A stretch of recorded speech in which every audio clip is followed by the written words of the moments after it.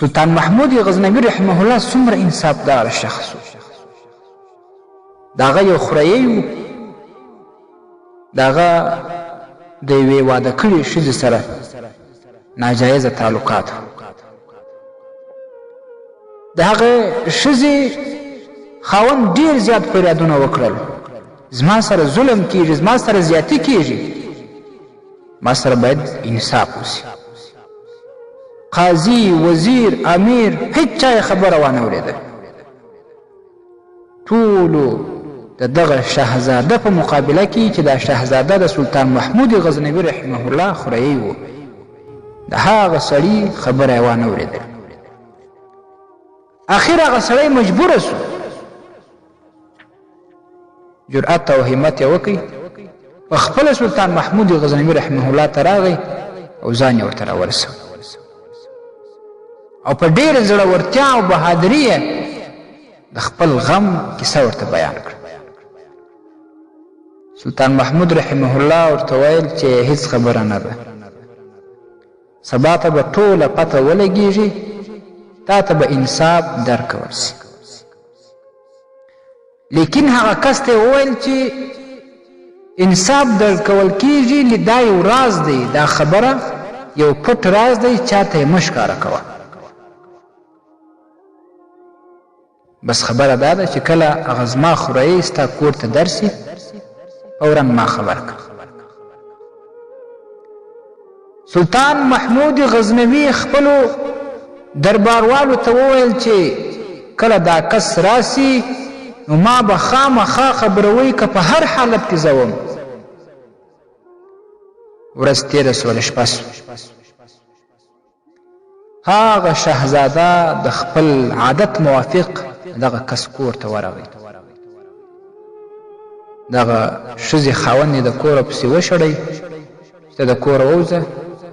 د ده د هغه ښځې سره خپل تعلقات وه، هغه شروع سو. هغه کس سیده سلطان محمود غزنوي رحمه الله ته راغی او خبر یې ورکړی چې راسي. هغه سړی بیا راغلی. سلطان محمود غزنوي رحمه الله چې راغلی، دا منظر خپله وکتی، ورته معلومه سوله چې دا هر څه رښتیا دي، دا سړی دروغ نه وایي. هر څه په خپلو سترګو ولیدل. توره یې راواخیستل، د خپل خوريی سر یې پرې ختم کړ، سر یې ترې پرې کړ. لږ ساعت وروسته چې کله د هغه روح وختل، هغه قتل سو، اوبه یې راوغوښتلې، د هغه وروسته یې اوبه وڅښلې او بیا یې 2 رکعته نفل د شکرې ادا کړ. د کور نه چې بهر راووتی، وزیرانو کې څوک ورته وایي چې سلطان محمود غزنوي دا اوبه دي د دغه سړي د قتل وروسته ولې وڅښلې. ول چې کله ما ته د دې سړي دا خبره راورسېدل، ما قسم کړی و زه به تر هغه وخته اوبه نه څښم تر څو چې ما دې سړي ته انصاف نه ورکړی. کله چې دا د انصاف ورسره وسو، د خپل خوريی سر مې پر دغه ظلم باندې کاټ کړی، ما خپل وعده پوره کړل، اوس مې اوبه وڅښلې.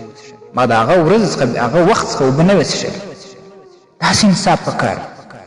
نن سبا صاحب منصب وراته چې راسي، که د کورنۍ که د خپلوانو یو واقعه ورته راسي، څنګه فیصله به وکړي؟ خامخا به په 100% کې 99% غاړې بندې کړي، یا د خپل قرابت دپاره، یا د څه روپو دپاره، یا د خپل عزت دپاره.